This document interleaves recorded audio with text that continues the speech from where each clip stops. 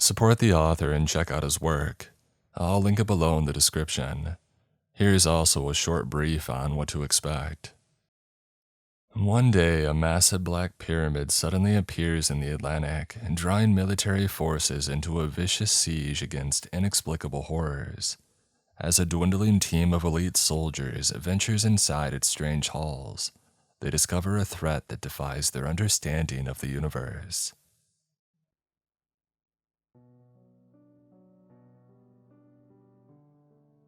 Not sure why I'm bothering to type this all out. I guess I'm hoping that it'll help me make sense of things, that it may reveal details that I hadn't noticed before. But I doubt it. I'm really starting to lose it, and so is everybody else. I'll start near the beginning. I got to the university at around 10 this morning. I had an exam for intermediate philosophy, an elective course. Just figured I would get it out of the way during the summer. I don't remember seeing or hearing anything weird when I first walked into the building, but then again, I really wasn't paying attention. My eyes were glued to my notes, an attempt at some last-second cramming, although I distinctly recall first entering the building through a door that I had gone through many times before. The weird stuff started with the exam itself. The questions on the first page seemed relevant enough to the material that we had been taught in class, but then I turned the paper over and couldn't understand what I was looking at. It was a diagram of some bizarre, complex shape. Could have been a machine of sorts. The part that scared me was that it seemed vaguely familiar. Not enough for me to be able to place where exactly I had seen it before, but enough to evoke this distant recognition. And it made my skin crawl. Whatever the memory was, it had most certainly been an unpleasant one. There was no question below it. Actually, the rest of the page was completely blank. I raised my hand while continuing to stare at the diagram, thinking that maybe they had given me a misprinted copy. When nobody came over to me, I looked around the room, seeing that there wasn't actually a proctor or a supervisor present at all. Just a bunch of confused-looking students. Looking back, I was sure that I had seen a person standing at the front of the room when I had first entered. The same person who told us that we could begin writing. But it hadn't been the professor. It hadn't been anybody that I had ever seen before. I just hadn't questioned it at the time. None of us really knew what to do. Eventually, somebody got up, left the room, and then a few more followed. But most of us stayed seated.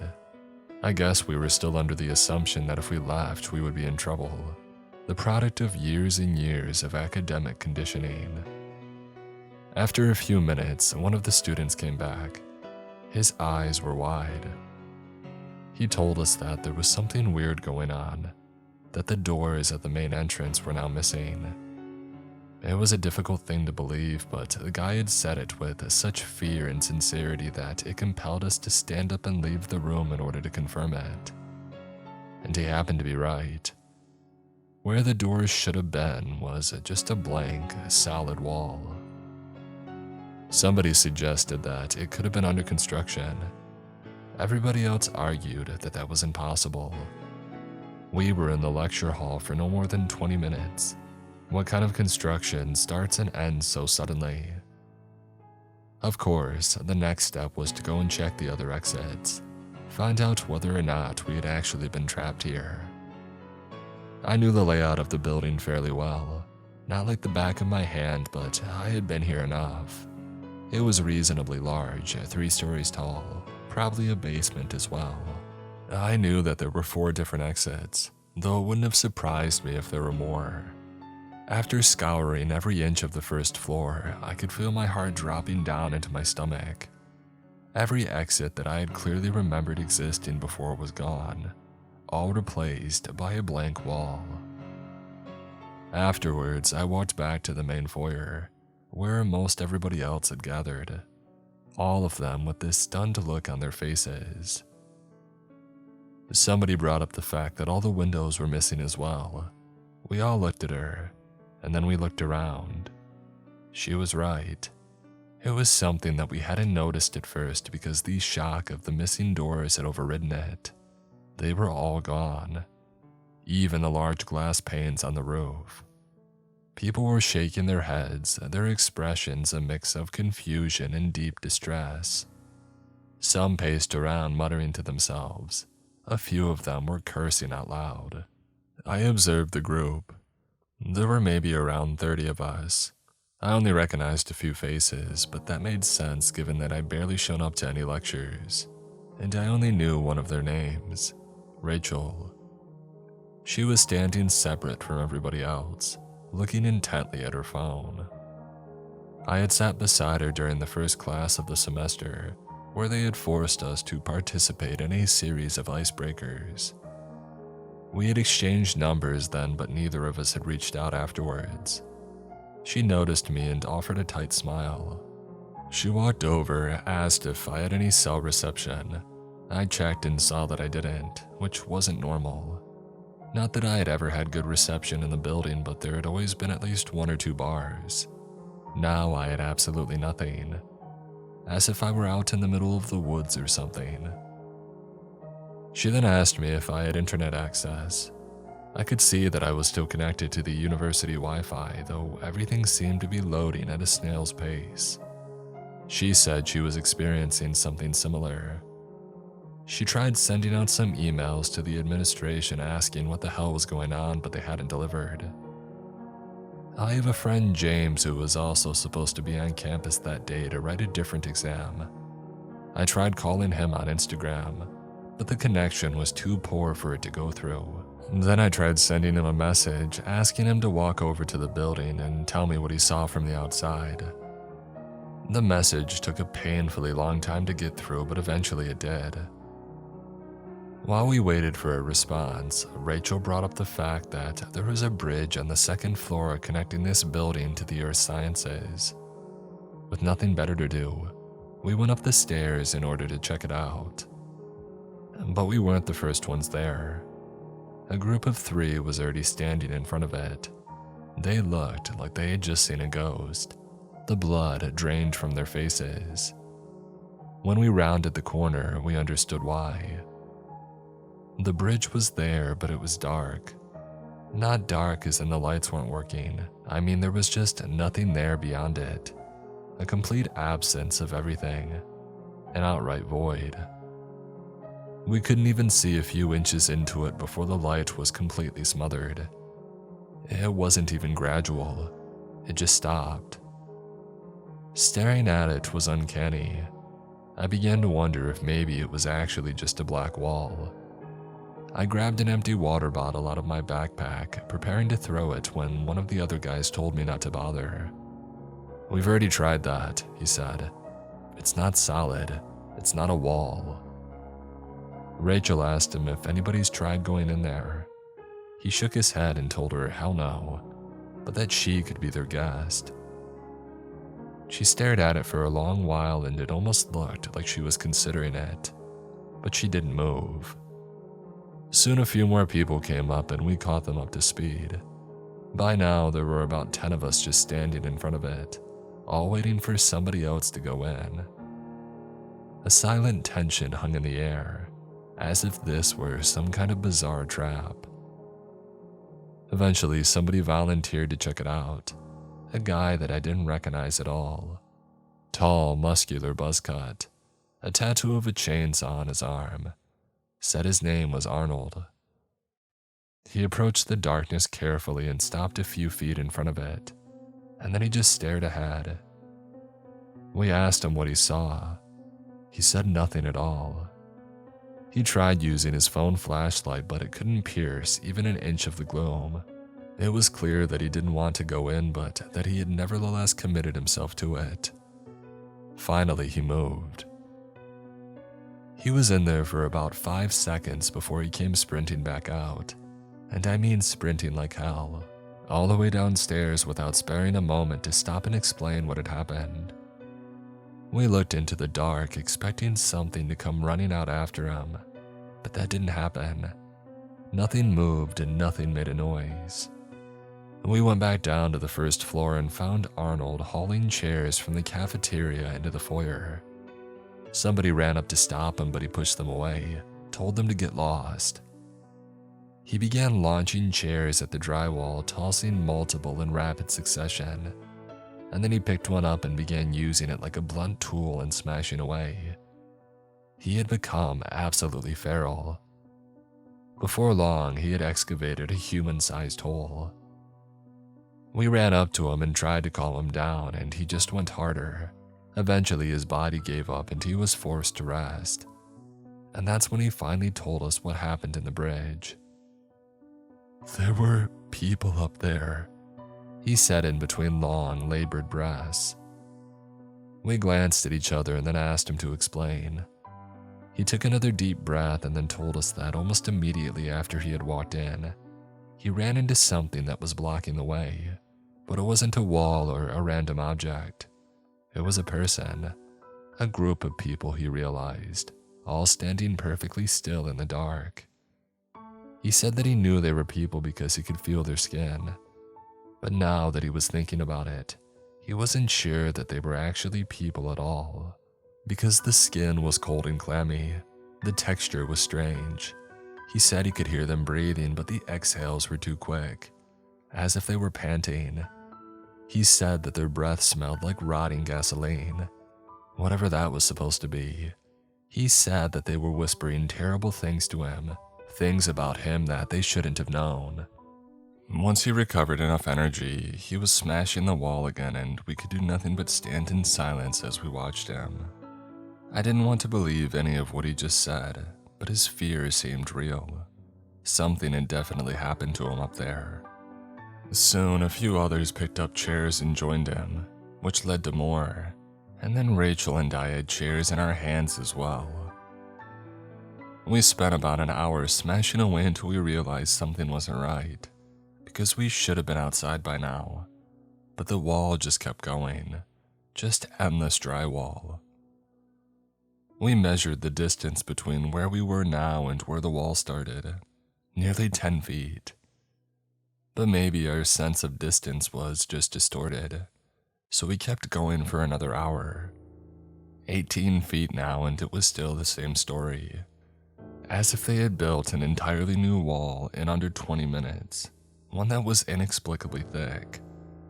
A civil engineering major pointed out that the wall itself was impossible, that it wasn't structurally feasible because there was no metal frame, that there weren't even any pipes or insulation, that nobody would have signed off on this, especially not for a university building. I didn't know what to think, but this seemed to be going nowhere, so I put my chair down, walked over to the cafeteria, and sat down in front of an empty coffee shop. It looked like it was still open.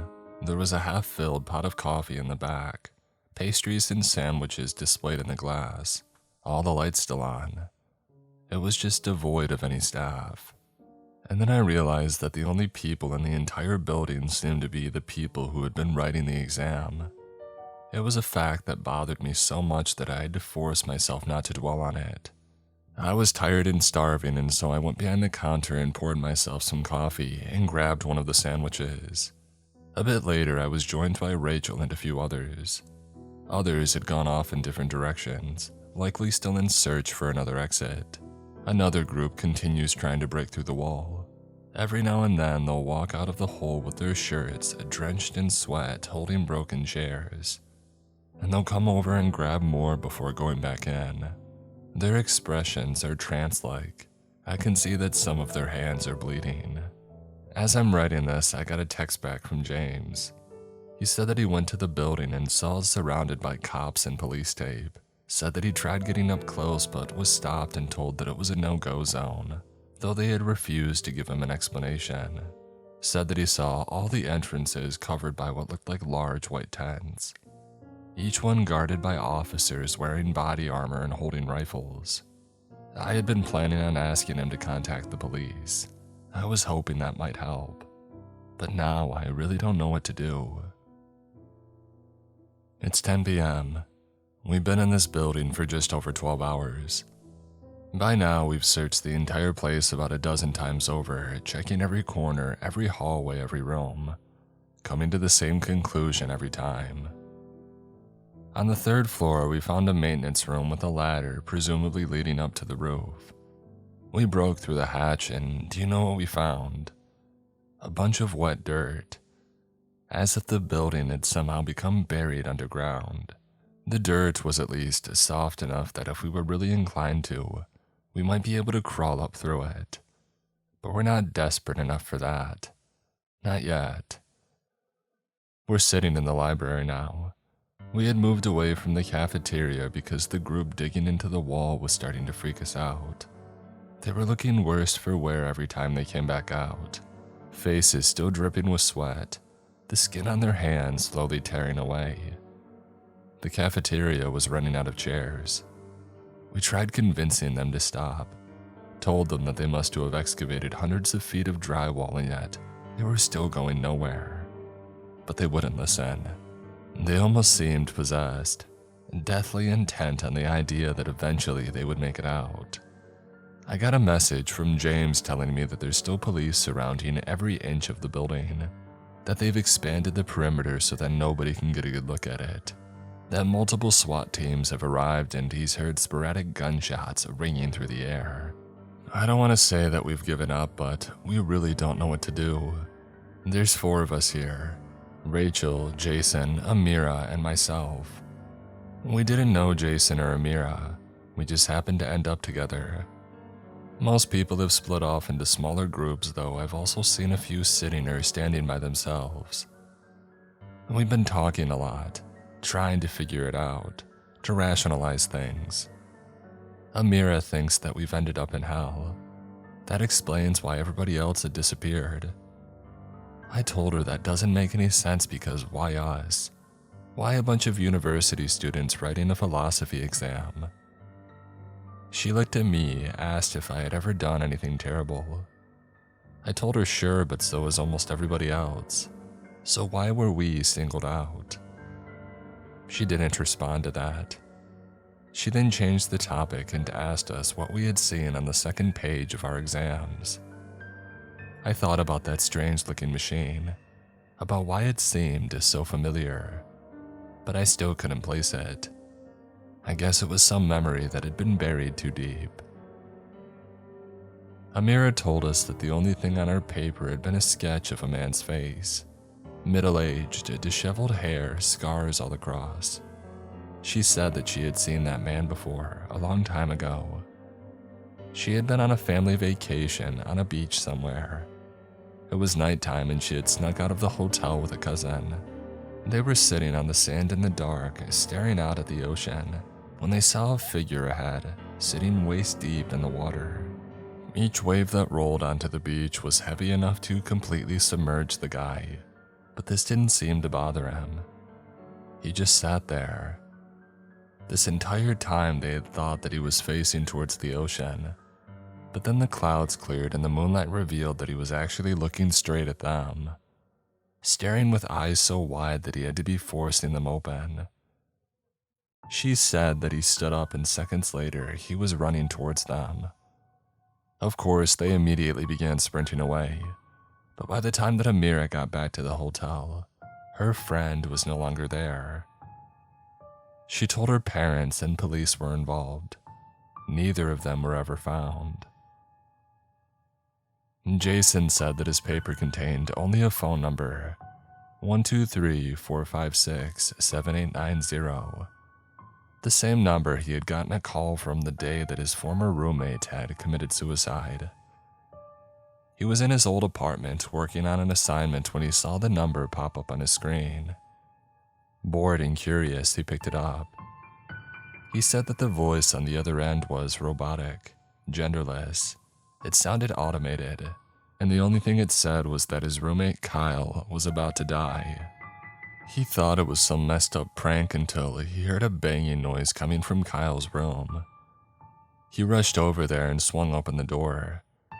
Kyle was standing on a chair in the middle of the room with a noose around his neck. There was a little girl sitting on the windowsill behind him, wearing a large hat that covered her eyes and nose. Kyle grinned at him before suddenly kicking the chair away. Jason tried to save him but wasn't able to. After Kyle went unconscious, the little girl laughed at him and then jumped out of the window. They were on the 17th floor. And then he remembered that Kyle never even had a window in his room. The police were never able to trace the call. It came back as a dead number. This entire time, Rachel hadn't said anything at all.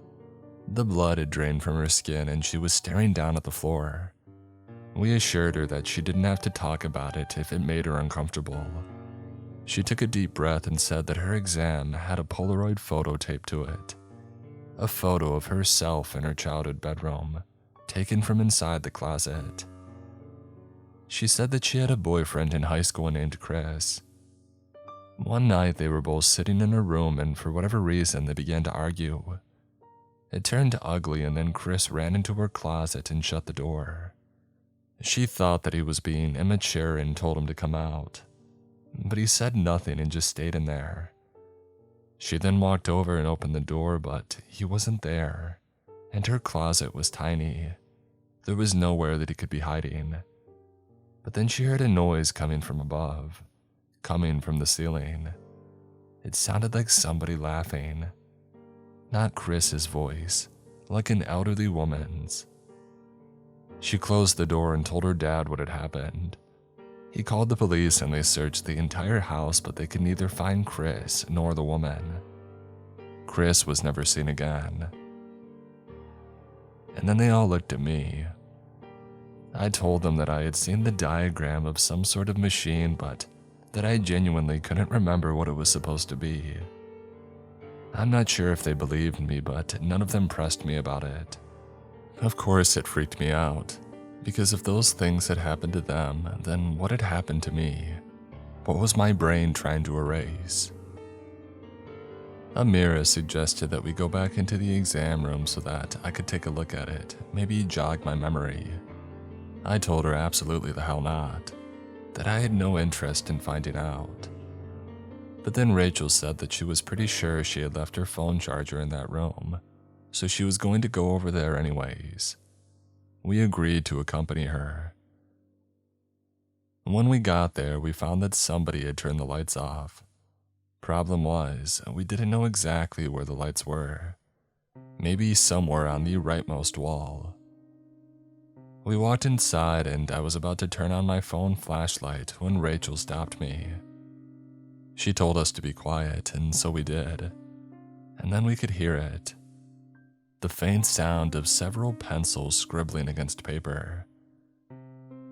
As our eyes adjusted to the dark, we could make out the silhouettes of several figures sitting down, hunched over the desks.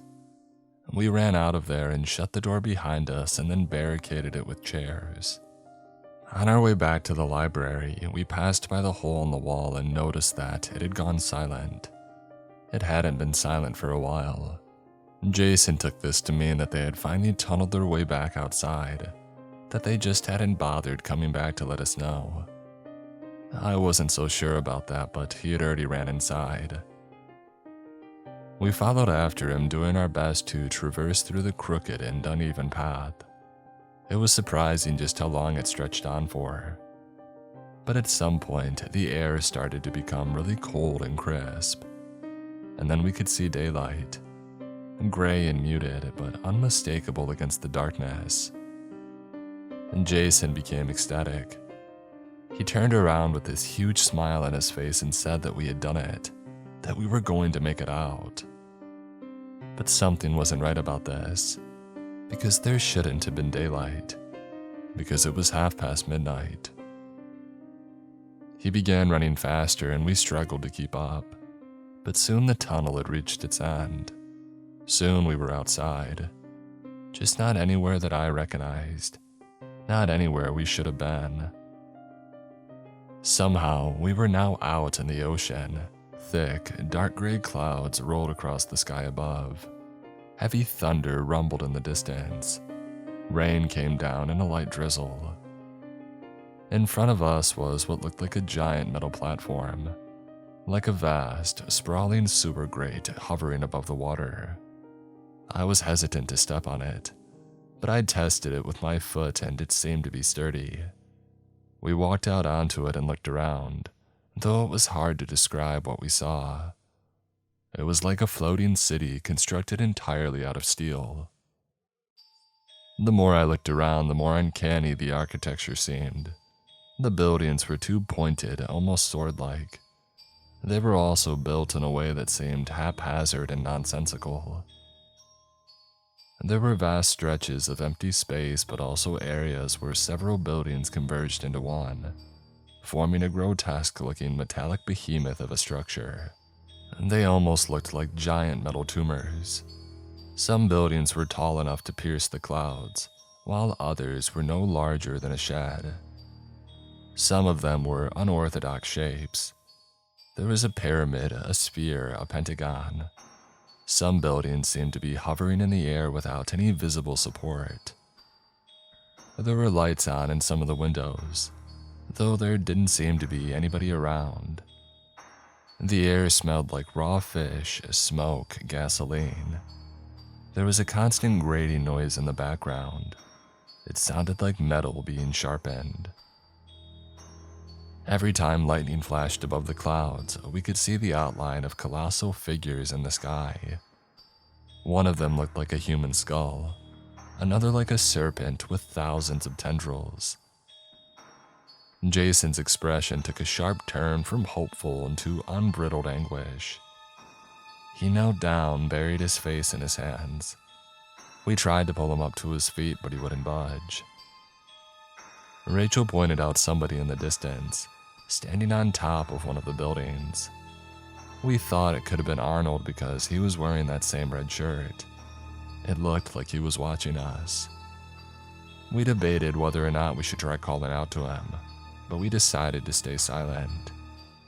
After a while, he walked off the edge, plummeting what looked like hundreds of feet down to the platform. The fall should have been high enough to turn his body into a pancake, but he landed perfectly on his feet, seeming no worse for wear. And then he got down on all fours and began crawling towards us. It was a shocking enough visual that it kind of paralyzed us for a moment before we were able to regain our bearings. We turned, bolted back towards the tunnel, but we couldn't find Jason. We looked around until we saw him sitting on the rails at the edge of the platform. We called out to him, but he paid no attention to us. And then he jumped. Before he could even hit the water, a gigantic pale hand shot up from the ocean, grabbed him, and dragged him down. I looked at my feet through the openings in the platform. Hovering just above the surface of the water was what looked like a human face. It was probably about a dozen feet wide. The best way I can describe the expression on its face is that of enthusiastic malice, as if it just couldn't wait to hurt us. I looked back at Arnold, and now he was close enough for us to see that his head had been twisted all the way around. We ran back into the tunnel, crashing through the drywall until we made it back inside the building. We began barricading with tables, chairs, whatever we could find, but nothing followed us back. We sat on the floor and caught our breaths. We're still sitting here. There's been little discussion about what we just saw. It seems like we're all at a loss for words. So, we've just seen a group of students walking out of the cafeteria, each one carrying a kitchen knife. We asked them what they were doing. When they turned to face us, we could see that their forearms were all caked with blood. They told us that they had found a way out through the basement, that there was a hidden tunnel in one of the walls that would take us outside, but that first they needed to get rid of the people blocking the way. They asked us if we wanted to join, that there was a lot of people down there and they could use the help. Rachel asked them what these people looked like. They told us like statues, large, pale, naked, and stiff, but that they knew they weren't statues because they screamed and bled and they could be killed. They asked us again if we wanted to join. The most disturbing part was that they didn't seem to be crazed or delusional. Their expressions were lucid, their voices earnest. Maybe they were telling the truth, but we still couldn't do it. We continued sitting there. We were starting to hear strange things. A muffled chanting coming from beneath us, heavy footsteps from directly above us, as if several people had started running around in circles. One of the doors next to us suddenly opened, but nobody came out. We got up and walked away from it. We walked back into the library, but now we weren't alone. We found some more students in there, 3 of them huddled tightly together near one of the desks. They glanced over at us as we walked in, but then they just quickly looked away. We sat down across from them, tried talking to them, asking how they were holding up, but they only gave us one-word answers before shrinking back into their group. They were whispering to each other with these huge smiles on their faces, clearly trying to hold back laughter. Every now and then they would glance towards us and their laughter would go up a pitch, becoming more boisterous. Soon they were just openly cackling, tears coming out of their eyes, fists pounding the table.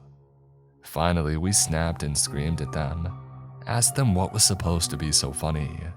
It was like a switch had been flipped and they were silent, their expressions frozen in this hateful glare. One of them stared directly at me and asked if I had remembered what happened during the camping trip in Colorado. I asked them what they were talking about. "You don't remember the cabin," the guy responded. And that was enough for my brain to connect things. A rush of memories came flooding back, memories that had been repressed for a reason. Immediately, I stood up and stormed out of the library. Behind me, I could hear them starting to laugh again.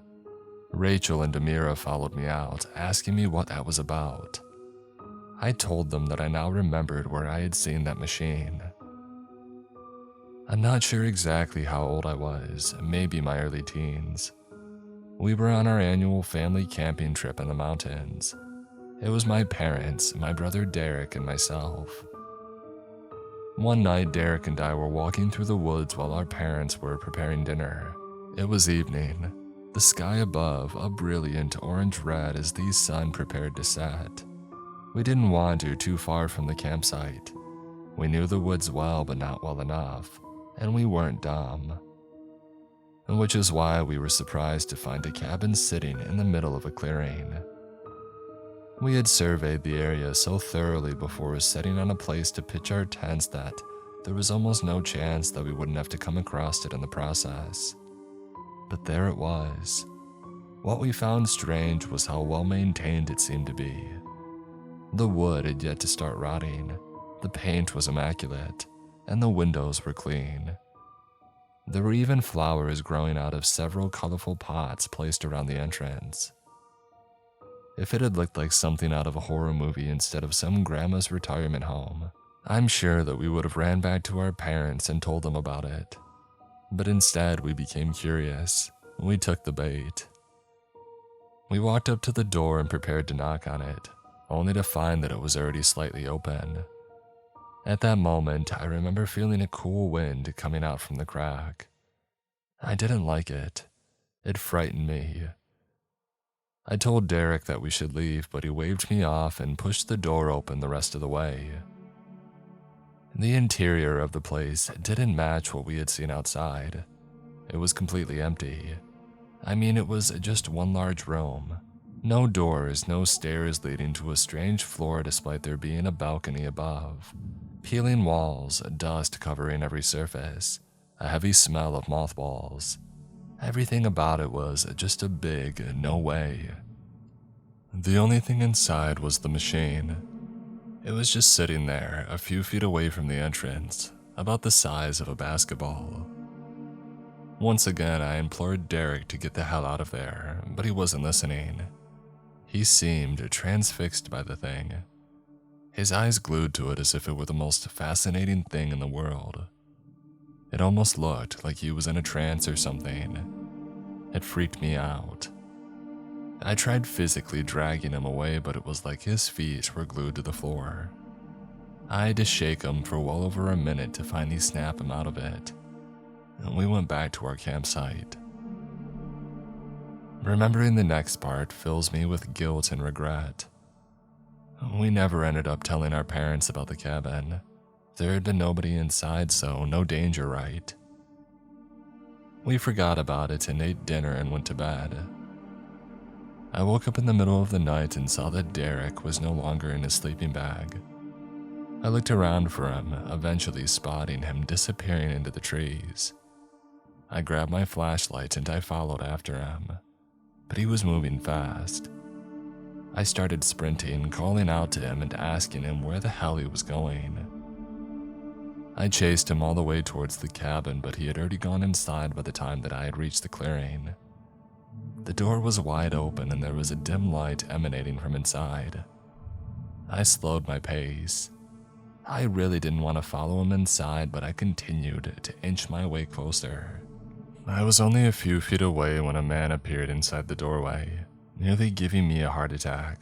He looked to be in his 70s, extremely tall and sickly thin. Thick black veins bulging across his hands and arms. Wearing a tattered suit and bearing this forced smile, his mouth filled with large, fake-looking teeth. He waved once at me before suddenly slamming the door shut. I ran back to our campsite, told my parents what had happened. My dad grabbed a shotgun while my mom started packing everything up. I led him over to the clearing and he told me to go back and wait with my mom before storming up to the house and kicking down the door. We waited for about 15 minutes before he came back, carrying Derek in his arms. He continued carrying him as we hiked down the mountain in the darkness. I remember him looking over his shoulder every few seconds. Nobody said a word. Not even as we made it back to the parking lot and got inside our car and began driving away. I tried talking to Derek, but he was unresponsive, completely out of it. His eyes were glazed over in a way that terrified me. Of course, my mom and I both pleaded my dad for answers, but he didn't offer one. He stayed completely silent until we made it back home. He dropped my mom and I off before telling us that he was taking Derek to the hospital. He didn't explain what for. And Derek never came back home. He stayed at the hospital for a few months until he was transferred to a different facility, put under the care of specialists, as I had been told. I didn't know what it meant back then, and I still have no idea. I never saw my brother again. My dad never explained what he saw in that cabin. As you can guess, it kind of drove me mad over the years. I wanted answers so bad to the point where I tried going back up to the mountains myself several years later. I never found that cabin again. And when my dad found out what I had done, he sent me to a psychiatrist named John. I think he was a psychiatrist. I don't really remember his title. But I guess he did a great job because I ended up just repressing the entire thing, replacing it with a false sequence of memories. My brother had fallen severely ill shortly after our trip.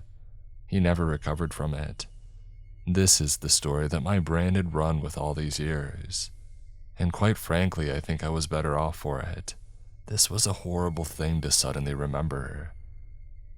I guess I must have looked pretty mortified because Rachel came over and tried to comfort me, telling me the same things that John had. How it wasn't my fault, how there's nothing that I could have done. I didn't believe John then, and I didn't believe Rachel now. But I still appreciated the effort. The past was the past. Effort was wasted dwelling on it. Amira, on the other hand, hadn't said anything. She was just staring at me with this confused expression. After a while, she asked me something. "Are you sure that happened?" I asked her why she was asking me that. "Oh, because we're in hell," she responded. "They would want you to think that. They would want you to think every horrible thing imaginable." Rachel rolled her eyes and asked her to quit it. "It's not true, it's not productive," she explained. "Just stop." "I was never at that beach." Amira continued, ignoring her. "There was no man and I had no cousin. None of it happened." I asked her why she had suddenly changed her mind, and because earlier she had seemed so convinced that this was something that had actually happened to her. "Because the devil's here," she responded. Rachel asked her if that was supposed to be a metaphor or something. "No, the devil's here right now. I can see him." She pointed to somewhere behind us. Rachel and I turned around. We couldn't see anything at first. It was just a dark hallway. But then our eyes adjusted, and we could discern a head peeking out from one of the open lockers. I asked Amira how she knew that that was the devil. She said that it spoke to her, but not through words, that it was trying to taunt her, trying to drive fear into her heart. "Well, if that's the devil, then why are you smiling?" Rachel asked. "Shouldn't we get away from him?" "We won't escape him, but we don't have to be scared of him either, because that's what he wants." Her smile grew wider.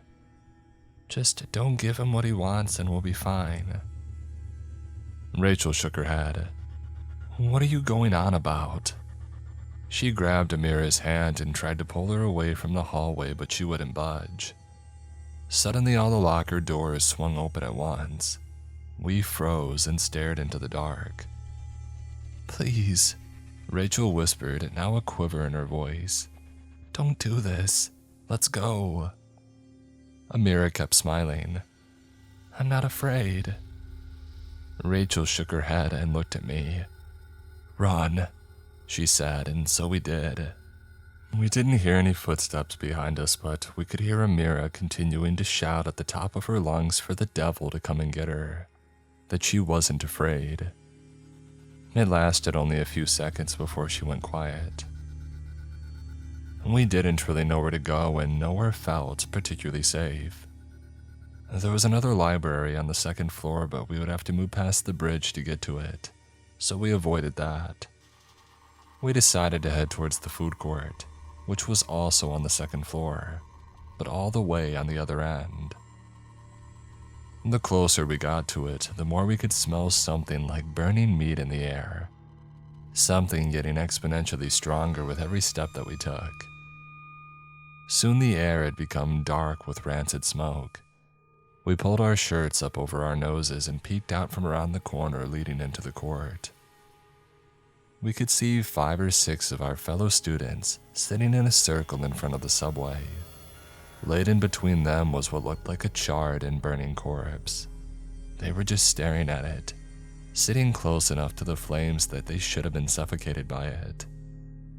The students were rocking slowly back and forth, heads tilted slightly to the ceiling. They were making these weird twitching motions with their hands. Their fingers were all horrifically bent and twisted. And then we blinked and the fire disappeared. No water dumped on it, nothing to suffocate it. It was just gone in an instant, inexplicably deleted from the universe. The students stopped moving and we stood there in pin-drop silence until the burnt smoking figure sat up on its own. And that's when we realized how big it was, its shoulders rising well past their heads. We turned around, backed away as silently as we could. Currently, we're taking refuge in some random classroom. It seems safe in here, but with everything else that's happened, who knows when that'll change. We can't stay here forever. We need to figure something out. We decided to go up to the 3rd floor. Not sure what we were hoping to find, but where else could we go? The 3rd floor consisted mostly of smaller classrooms, an administrative office, a small student pub tucked away in one of the corners. We headed for the pub, breathing sighs of relief once we found it empty. I sat at the bar while Rachel went behind it and began pouring up 2 rums and cokes, both with more rum than coke. She sat next to me, finished the drink in one gulp, and then buried her face in her hands. She asked me if I thought Amira was right, if we really were in hell. I sipped my drink and told her that I didn't, but that I also didn't have an explanation for what this could have been if not hell. That I couldn't even really believe it was happening, that it all felt so surreal, that I wasn't fully convinced that this wasn't a dream. Rachel said that this couldn't have been a dream, so I asked her what she thought this was. After some thinking, she said that maybe all of us had just gotten extremely unlucky, marked to suffer at the hands of some unknowable cosmic force for reasons that we were never meant to understand. I nodded and made myself another drink. She looked at me. "Do you think we still have a chance of getting out of here?" she asked. I told her that even if I didn't, I wouldn't have admitted it. That it was better to be optimistically delusional than to give up. She smiled and said that she liked that answer, and that I better not go insane on her or else she'd kill me. I told her likewise, and we grabbed some knives from the cabinet behind the bar and then ventured back out. As we were walking, Rachel asked me if it seemed darker now. I considered this carefully. It was just barely noticeable, but I could tell that it was.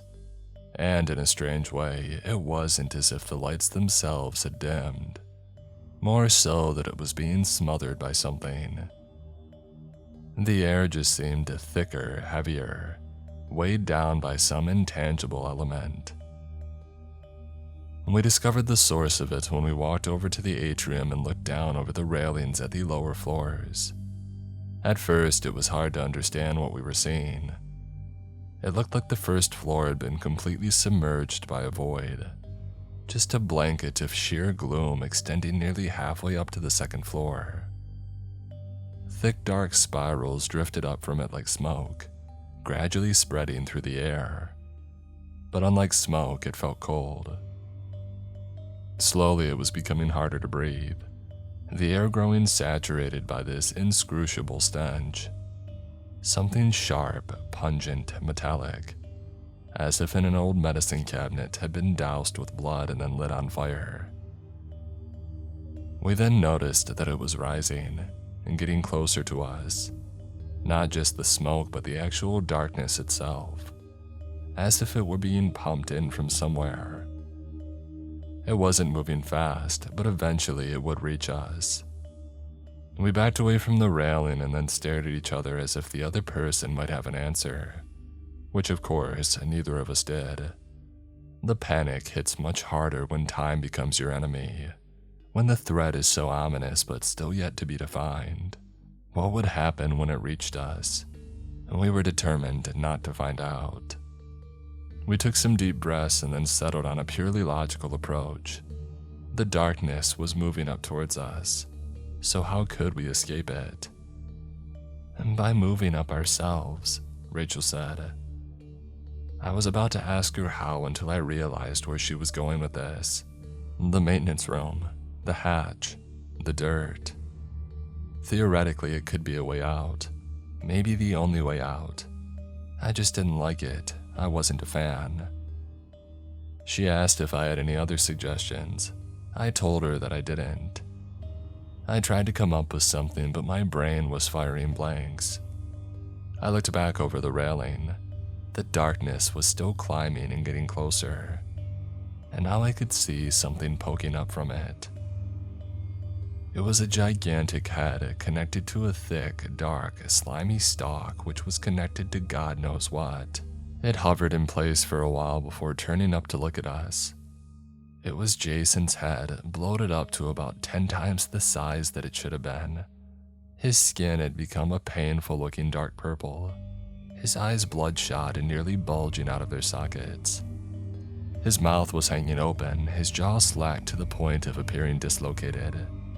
He released this loud and awful croaking noise, something so inhuman that mere exposure to it induced a type of dread I had never felt before. There was something inside his mouth. It looked like a pale spider with the head of a wrinkled old man. It was just crawling around on his tongue, sporadically looking up and grinning. Suddenly, the idea of crawling through dirt didn't seem too bad. I backed away and told Rachel that we needed to get to the maintenance room ASAP.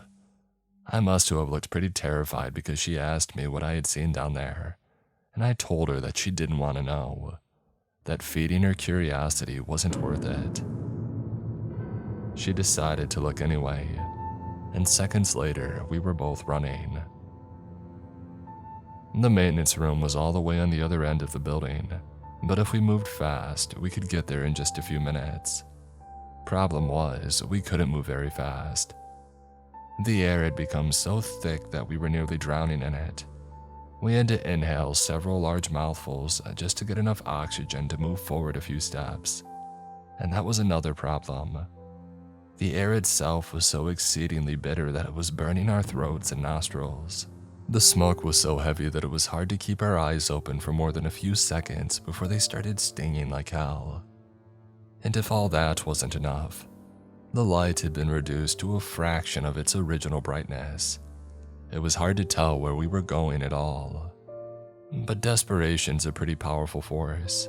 We were convinced that all we needed to do was reach the maintenance room and we'd be free from this nightmare, and we didn't need to rationalize it. The fear of turning into one of those grotesque, bloated heads was visceral enough to drive us ahead. Of course, it wasn't easy. In fact, I never thought something could be so excruciating. When I fell to my knees with a sharp stinging in my chest, Rachel helped me up. And when it happened to her, I did the same. Before we cleared the atrium, I took one last look over the railings to find that Jason's head had been joined by about a dozen more. All vaguely familiar faces that had been swollen and mutated into some horrendous version of the people they once were. Now the darkness had reached the second floor. By the time that we rounded the corner leading to the maintenance room, we were too compromised to stand, unable to do much more than crawl. Still, we pulled ourselves forward, our lungs aching and our eyes burning. We could just barely see the outline of the door and we were so close. And then we could see nothing at all. Not that it mattered because we could no longer open our eyes without it feeling like they were being pierced by several hundred needles at once. Now every breath we tried to take seemed to get stuck in our throats, as if the air had turned into concrete. We were forced to hold it. We couldn't have been more than a few feet away, so we just kept crawling, feeling along the wall until we had found the door. As we searched for the handle, we could hear that croaking noise echoing off the walls, much louder now, like several voices in unison, ones that sounded dangerously close. My head was flooded with images of those bloated heads floating towards us with their mouths wide open. The spider creatures ready to jump out at us and do what the heck knows what. But we managed to open the door before any of them could reach us. Once we were in, we wasted no time slamming it shut. It was pitch black inside. But now we could breathe. Now we could actually open our eyes. I took out my phone and turned the flashlight on, half expecting to find some monstrosity staring us down in the darkness. But there was nothing. We were alone. We gave ourselves a breather before looking for the light switch and then flipping it on. There were still no traces of the smoke floating around from when we had opened the door, but not enough for it to be suffocating. It was safe in here for the time being. We could still hear the croaking through the walls still getting louder, as if those things knew exactly where we were and had honed in on us. We barricaded the door with whatever miscellaneous junk that we could find. A desk, some chairs, some buckets. I'm not sure why we were so convinced it would help, but I guess it provided a modicum of comfort. We both took a deep breath and then opened up the hatch. Some clumps of dirt fell through. Now the croaking had turned into a roar, and it sounded like it was right outside the door. There was a loud bang and the room shook. One of the walls cracked. We looked at each other. Last chance to back out, but where the hell would we go? I climbed up the ladder and into the dirt. Never in my life had I imagined what crawling through sheer dirt might feel like, but it's hard to understate just how miserable of an experience it was. The weight of the earth crushing you from every angle, cold damp soil clinging to your skin, your hair, and soaking into your clothes, catching mouthfuls of soil as you struggled desperately to climb upwards, every inch demanding almost every ounce of strength that you have to offer. And the entire time we could still hear the croaking from below, feeling the rhythmic force of something pounding up against the ceiling, like a drum beat through the dirt.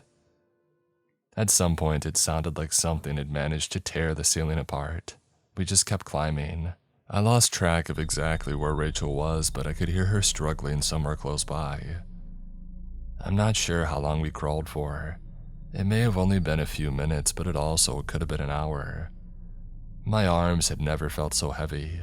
I had never felt so much strain on my lungs. The stench and taste of metal and minerals and earth was so overwhelming that I was forced to swallow back puke. Sometimes I would feel something biting my skin, and I would thrash my limbs until it stopped. But as bad as it got, I never stopped. It wasn't an option. I would die from exhaustion before accepting whatever fate awaited us below. It was like ecstasy when I finally saw light. The smell of fresh air was sweet, warm enough to feel like a nice dry blanket against my cold, wet skin. I pulled the rest of my body up to the surface, just as my muscles surrendered for good. I flopped onto the ground, catching my breath, savoring the relief. After a while, I found the energy to sit up. I was in a forest, a strange one. The trees were like skyscrapers, extremely thick trunks, extremely tall, standing to the sky. The branches were all a zigzag shape, interlacing with each other to form a bizarre but kind of beautiful pattern above. The plants around me were odd but stunning at the same time. Gigantic mushrooms that pulsed with neon light, colorful bushes with gelatinous orbs stuck into them, flowers over 6 feet tall with tentacle-like protrusions that moved with the breeze. All around me were alien noises coming from hidden creatures. I got the sense that they were all aware of my presence. They just didn't want to be seen. But the place didn't feel dangerous. If anything, it was peaceful. I was too busy being blown away by it all that I had forgotten about Rachel. She still hadn't made it up. I considered that maybe she had become disoriented and started crawling in the wrong direction. I tried calling out to her, and when I got no response, I began to dig back down. But I didn't need to go far. Soon her head popped up from the dirt. Her face was covered by mud, and the few areas where it wasn't, I could see that her skin had become beet red. She was coughing, gagging violently. I crawled over, helped pull her out the rest of the way. She knelt down and violently dry heaved before puking up a mouthful of dirt and vomit. She wiped the dirt away from her face as she gasped for air. I could see tears rolling down her cheeks. Happy tears. She was smiling. But we didn't linger. There was no guarantee that those things wouldn't eventually follow us up. As soon as we had recovered enough strength, we chose a direction at random and began walking. The soft dirt floor soon gave way to firmer grass. After a while, we found a man-made path. There was a tree in front of it with what looked like a large red arrow spray-painted across the trunk, pointing left. We debated with each other about whether or not to follow it. Rachel argued that it could have been a trap. I argued that it was a breadcrumb left by somebody who had been in a similar position to ourselves. We argued for a long time, switching positions every so often until we ultimately decided that our best option was to just follow it. It turned out to be a good decision.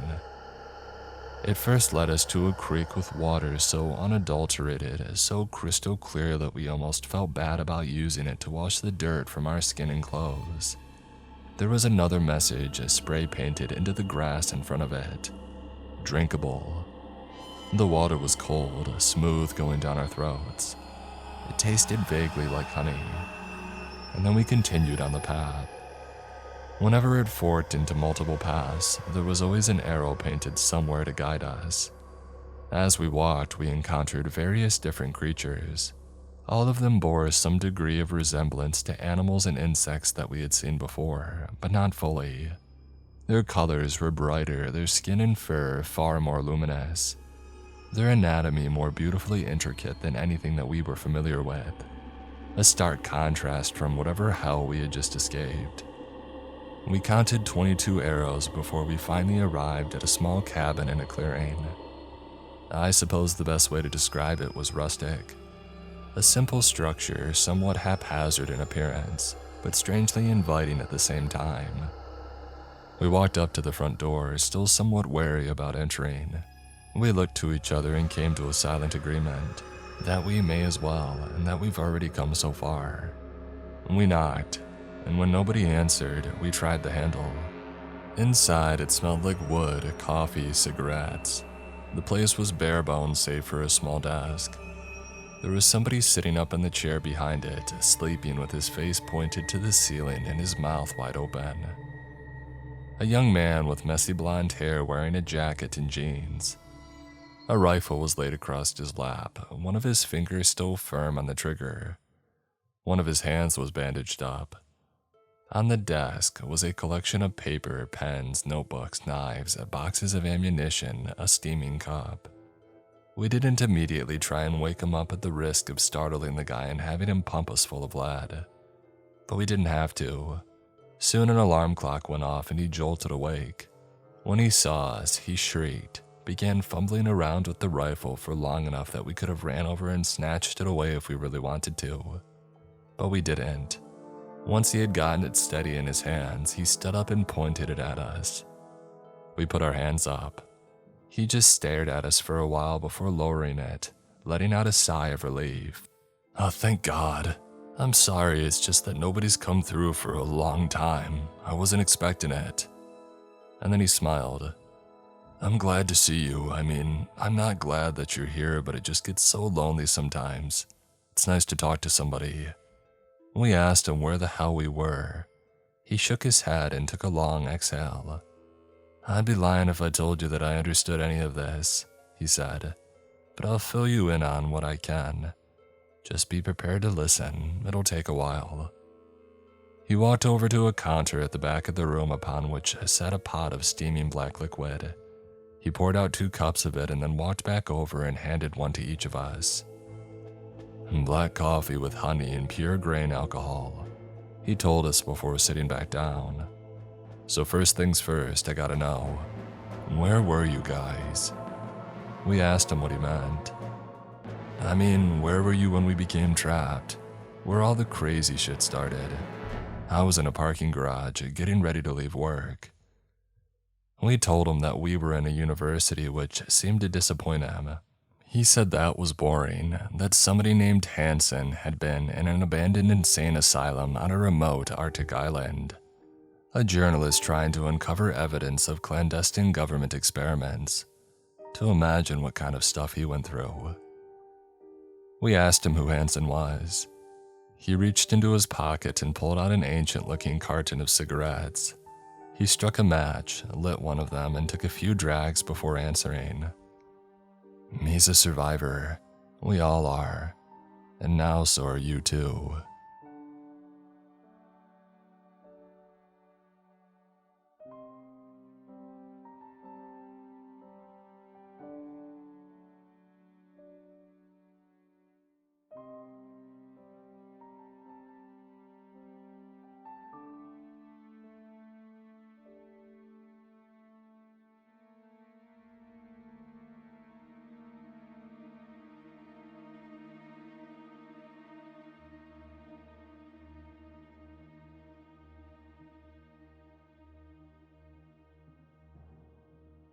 Susan Corn, Decky, Ray, Nelson Asada, Dice, Creamy, and me, Gasher, Dalamagara, That One Woodsman, Sonic, GMD, Leon Knott, Takio Zarilla, Mina Lynn Kidder, SWAT, Damon McCory, Mark Norman, yours truly, Dino, Lunas TV, Wayward Son, Deuce X